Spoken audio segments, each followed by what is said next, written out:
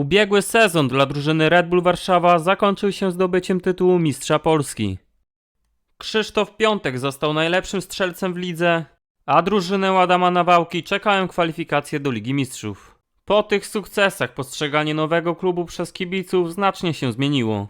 Mimo że nie kibicuję im w Ekstraklasie, uważam, że godnie będą reprezentować nasz kraj w Europie.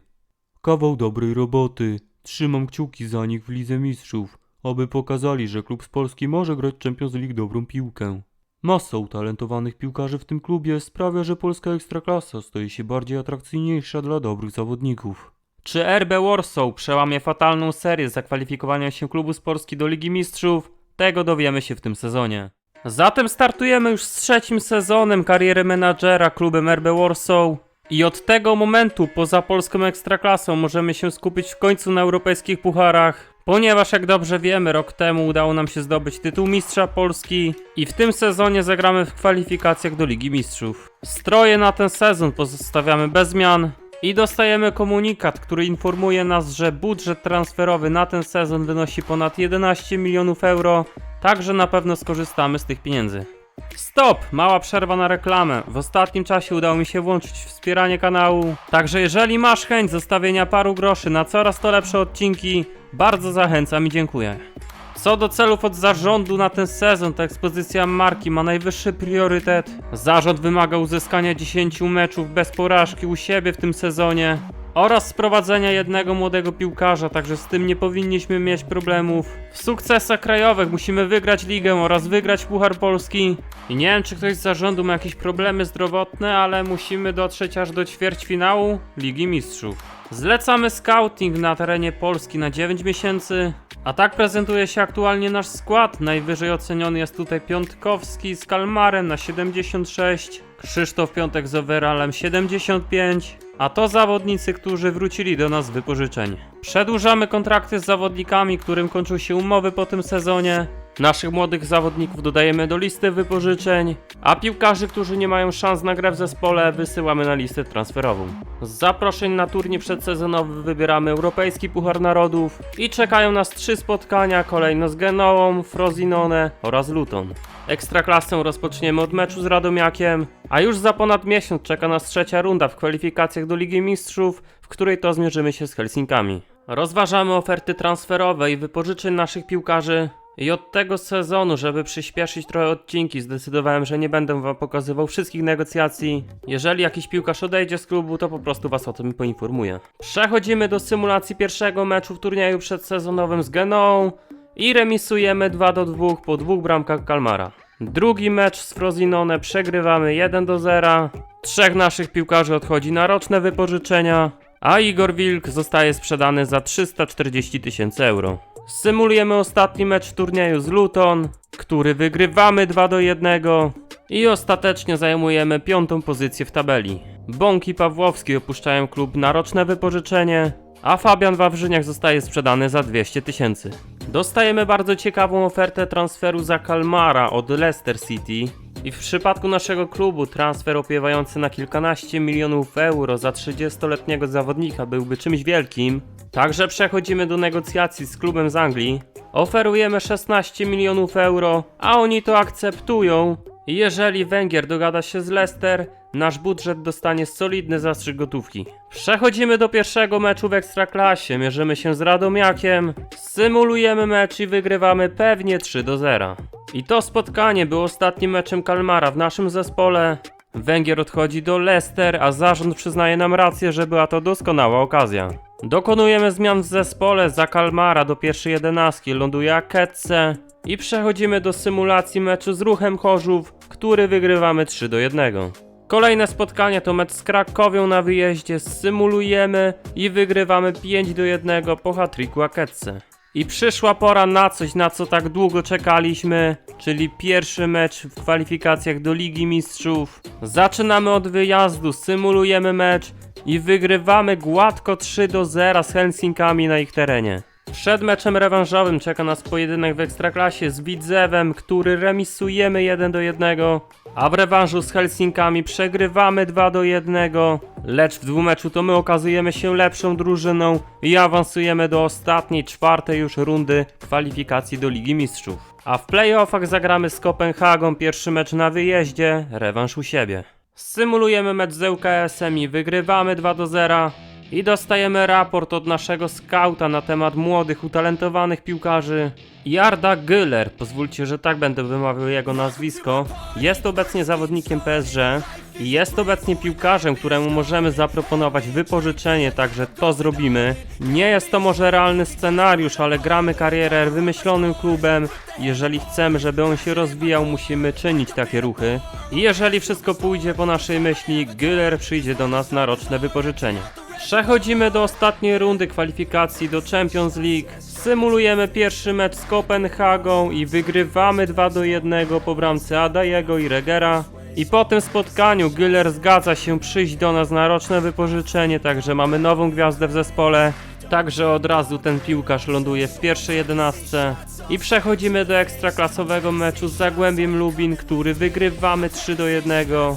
I tym sposobem jesteśmy w ostatnim dniu okienka transferowego. Nasz budżet wynosi 25 milionów euro, także na pewno dokonamy tutaj jeszcze kilku ciekawych wzmocnień. I postaramy się sprowadzić Duran Villa z Borussii Dortmund. Z naszym budżetem bez problemu moglibyśmy zaproponować BVB kupno Belga, ale musimy pamiętać, że tylko raz na sezon możemy sprowadzić jednego zawodnika spoza klubów Red Bull. Także tej opcji nie będę teraz wykorzystywał na tym piłkarzu i zaoferujemy klubowi z Dortmundu wypożyczenie z opcją wykupu. I ostatecznie dochodzimy do porozumienia. Duranville przychodzi do nas na 12 miesięcy i po tym okresie będziemy mogli go wykupić za tylko 9 milionów euro.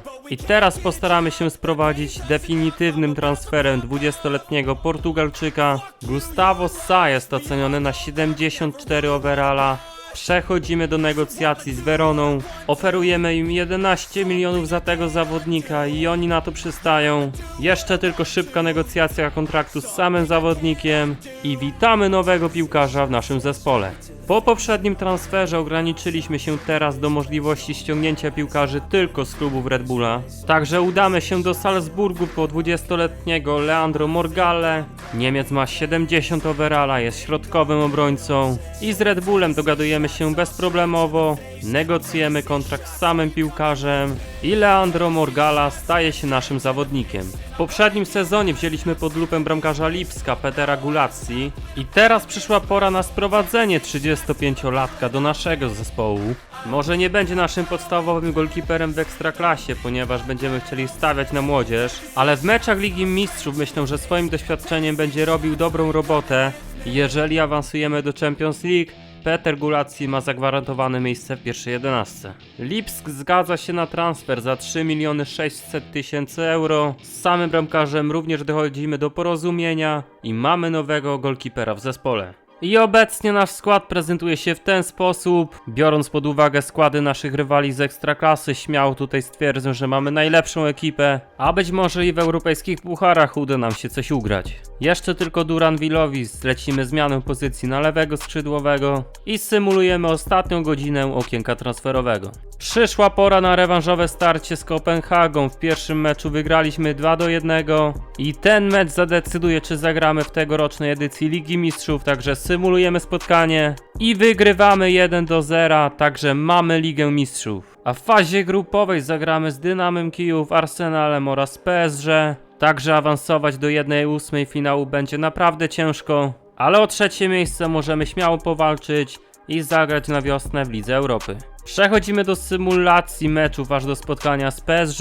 Wygrywamy 2-1 z Wartą Poznań i wygrywamy 2-1 z Rakowem Częstochowa. Zmieniamy pozycję Duranville'owi i awansuje aż o 2 punkty overalla, także była to dobra decyzja. A przed nami historyczny moment, pierwszy mecz w UEFA Champions League. W pierwszym spotkaniu podejmujemy PSG. I z pierwszej połowy nie ma co pokazywać, do przerwy utrzymuje się bezbramkowy remis. A drugą część spotkania zaczęła ekipa z Paryża, Asensio oddał mocny strzał sprzed pola karnego i strzelił bramkę na 1-0. Kolejny atak drużyny z Paryża, Ramos zagrywa do Fodena, ten w polu karnym i niestety przegrywamy już 2-0. Pora zatem na zmiany. Na boisku pojawia się Piotrowski, Aketce, Kameri oraz Krupa. I jedyną naszą groźną akcją w tym meczu była sytuacja z 83 minuty, gdzie Krzysztof Piątek wbiegł w pole karne, strzelił na bramkę, ale nic z tego więcej nie wynikło. Zatem pierwszy mecz w Lidze Mistrzów przegrywamy 2-0. Symulujemy kolejne dwa mecze ligowe, wygrywamy 3-1 z Piastem oraz 2-1 z Pogonią Szczecin. Do drużyny seniorów przenosimy naszego juniora Daniela Wilka i symulujemy spotkanie z Dynamem Kijów, które remisujemy 1-1 po bramce Gulera. Następnie wygrywamy 2-1 z Jagiellonią Białystok oraz 4-0 z Górnikiem Zabrze. Przed nami mecz z Arsenalem Londyn. Tak jak w poprzednich meczach, Gulacji ląduje do pierwszej 11. Symulujemy spotkanie i przegrywamy 3-1. Jedyną bramkę dla naszego zespołu zdobyła Dai. W Ekstraklasie remisujemy 1-1 ze Śląskiem oraz wygrywamy 1-0 z Lechem Poznań. Zakontraktowujemy dwóch młodych zawodników, a przed nami rewanżowe starcia w Lidze Mistrzów. Obecnie zajmujemy ostatnie miejsce z 1 punktem. Udajemy się do Londynu na mecz z Arsenalem, symulujemy to spotkanie i przegrywamy 2-1. Czekają nas derby stolicy z Legią, obecnie zajmujemy pierwszą pozycję w tabeli, Legia jest na trzecim miejscu. Symulujemy to starcie i wygrywamy 2-1. Na mecz z Koroną Kielce wychodzimy kompletnie innym składem, dając odpocząć naszym piłkarzom przed arcyważnym meczem z Dynamem Kijów. Symulujemy spotkanie i remisujemy 1-1. I przechodzimy do meczu z Dynamem, który musimy wygrać, jeżeli chcemy powalczyć o trzecie miejsce w grupie. Symulujemy ten mecz i wygrywamy 3-1 po dwóch bramkach Krzysztofa Piątka i golu Gulera. W kolejnych meczach Ekstraklasy wygrywamy 3-2 ze Stalą Mielec oraz 3-1 z Widzewem. A przed nami ostatnie starcie w fazie grupowej Ligi Mistrzów. Podejmujemy zespół PSG na wyjeździe i w dalszym ciągu nie mamy zagwarantowanego trzeciego miejsca. Symulujemy spotkanie w Paryżu i przegrywamy 3-1.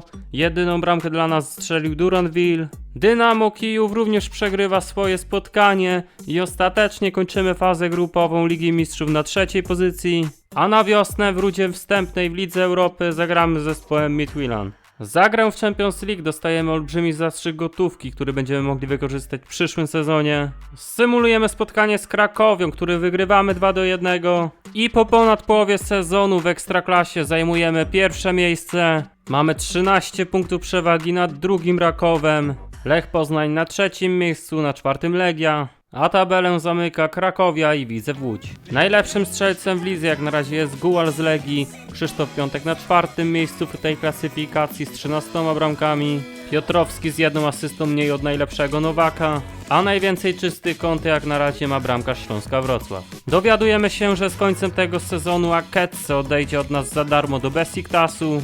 W lidze remisujemy 1-1 z Górnikiem oraz wygrywamy 3-1 z Jagiellonią.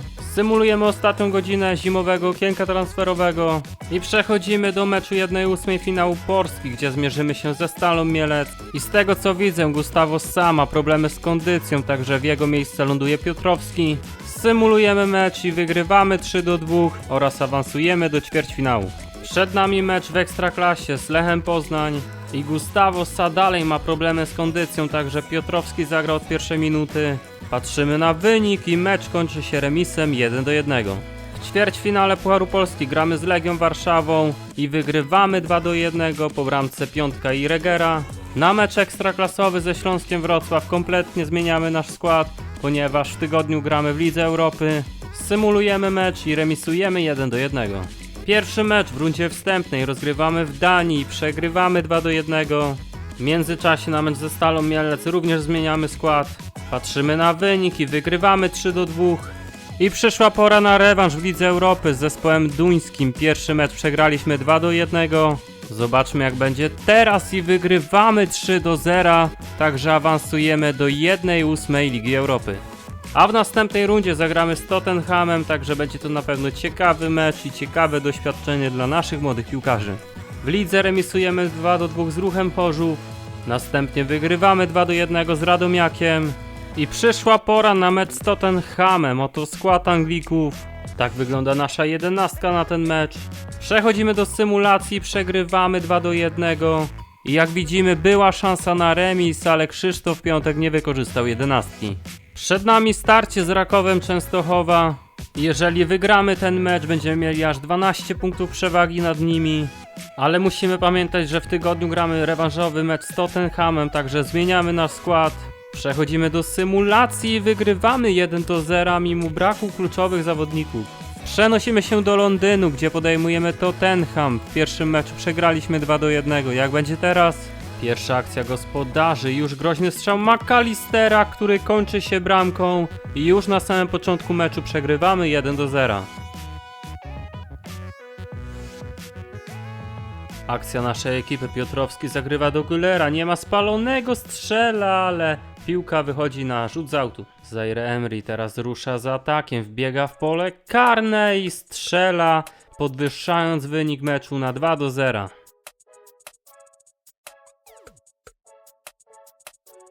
I takim wynikiem kończy się pierwsza część spotkania. Za Piotrowskiego na boisku pojawia się Kameri. Drugą połowę zaczynamy od groźnego strzału Vlahovicia, ale broni to Gulacji. Chwilę później próbuje McAllister, ale po raz kolejny dobra interwencja naszego bramkarza. Z rzutu różnego teraz gospodarze i dopiero po dobitce Vlahovic umieszcza piłkę w bramce.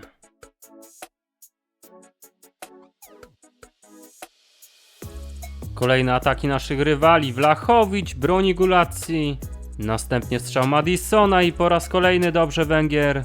Ten mecz przegrywamy 3-0 i kończy się nasza przygoda w europejskich pucharach w tym sezonie. Spada ocena naszego menadżera, ponieważ nie awansowaliśmy do ćwierćfinału. Następne wyniki naszych meczy to remis 2-2 z Wartą Poznań oraz wygrana 3-1 z Koroną Kielce. A przed nami derby stolicy z Legią. Jeżeli wygramy ten mecz, zapewnimy sobie Mistrzostwo Polski. Przechodzimy do symulacji, wygrywamy 3-0 po dwóch bramkach Krzysztofa Piątka i golu Widasa. I jasno po tabeli widać, że różnica między nami a drugim Rakowem wynosi 13 punktów. A zostały tylko 4 kolejki do końca sezonu, także tytuł jest już w naszych rękach. W kolejnych meczach wygrywamy 2-0 z Zagłębiem oraz 2-1 z ŁKS-em. A przed nami półfinał Pucharu Polski. Mierzymy się z ŁKS-em, symulujemy ten mecz i wygrywamy 3-2, a w finale zagramy z Rakowem Częstochowa, który pokonał Zagłębie Lubin. W tym sezonie jak do tej pory zapewniliśmy sobie tytuł Mistrza Polski, awansowaliśmy do finału Pucharu, ale to nie koniec niespodzianek dla naszych kibiców, ponieważ Robertowi Lewandowskiemu z końcem sezonu wygasa kontrakt w FC Barcelonie. I na ostatni rok, może 2 lata swojej kariery postaramy się go sprowadzić właśnie do klubu RB Warsaw. Proponujemy mu podpisanie kontraktu na rok, on się oczywiście zgadza.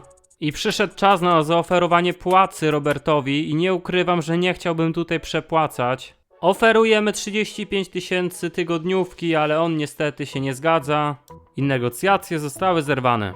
W ostatnich meczach w Ekstraklasie remisujemy 2-2 z Pogonią Szczecin i na koniec sezonu wygrywamy 3-0 z Piastem Gliwice. I tak wygląda tabela Ekstraklasy na koniec sezonu. Zajmujemy oczywiście pierwszą pozycję, mamy 10 punktów przewagi nad drugim Rakowem. Legia Warszawa zajmuje trzecią pozycję, wyprzedzając Lecha Poznań o 1 punkt, a tabelę zamyka Krakowia z Koroną Kielce.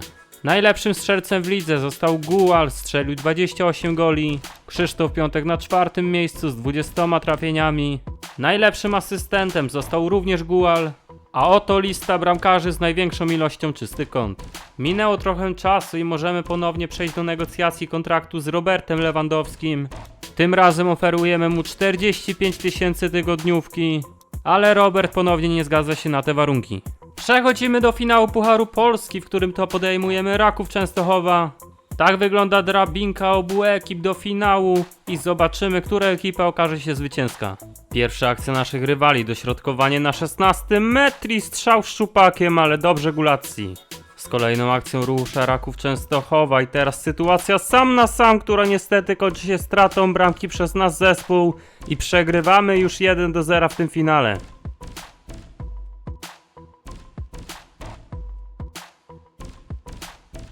Końcówka pierwszej połowy, Myszor dostaje piłkę w pole karne, ale trafia obok bramki. Także do przerwy przegrywamy 1-0, praktycznie nie wykreowując sobie ani jednej dogodnej sytuacji. I przyszła pora na zmiany, za Gustavo Sa pojawia się Kameri. I ta zmiana zrobiła bardzo dobrą robotę, bo Kameri wjeżdża w pole karne, odgrywa do Krzyśka piątka, ten trafia niestety tylko w słupek. Z kolejną akcją nasz zespół Kameri dostaje piłkę w pole karne, ale niestety nie wykorzystuje tej sytuacji. Także została sama końcówka tego meczu i nie mamy nic do stracenia, a więc zmieniamy pozycję na trójkę obrońców i wpuszczamy na boisko świeżą krew. Adai dobrze teraz dostrzega Krzysztofa Piątka, który oddaje strzał i wyrównuje wynik tego spotkania na 1-1. Mamy szansę jeszcze zwyciężyć w tym finale bez dogrywania dogrywki. Kameri wbiega w pole karne, Kameri strzela, ale tylko słupek. 95 minuta meczu, Piotrowski po raz kolejny aluminium. Wynik remisowy, także gramy dogrywkę. Piłkę dostaje Güler, który oddaje strzał z dystansu, ale dobrze broni golkiper Rakowa. 125 minuta na zegarze i ostatnia akcja w tym meczu, która kończy się niestety utratą gola przez nasz zespół. I to Raków Częstochowa zwycięża w tym finale, pokonując nas 2-1.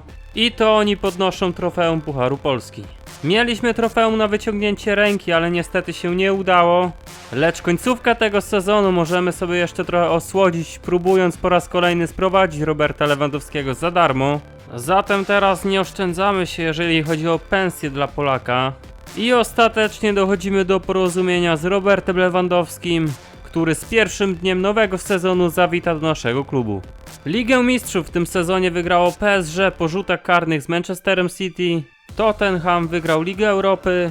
W Lidze Konferencji Raków Częstochowa zajął trzecie miejsce w fazie grupowej, a trofeum za te rozgrywki wygrał Stade Rennes. Najlepiej ocenionym piłkarzem z naszej drużyny za ten sezon był Krzysztof Piątek, który łącznie strzelił 28 goli, a drugim wysoko ocenionym zawodnikiem był Güler, który we wszystkich rozgrywkach zaliczył 13 bramek i 12 asyst. Także to tyle w tym odcinku, zapraszam na kolejny materiał z tej serii. W następnym odcinku zobaczymy, jak Robert Lewandowski poradzi sobie w polskiej ekstraklasie. Zachęcam do zostawienia łapki w górę, subskrypcji oraz zostania wspierającym kanału. I zachęcam do sprawdzenia innych materiałów na kanale, które wyświetlą się za 3, 2, 1.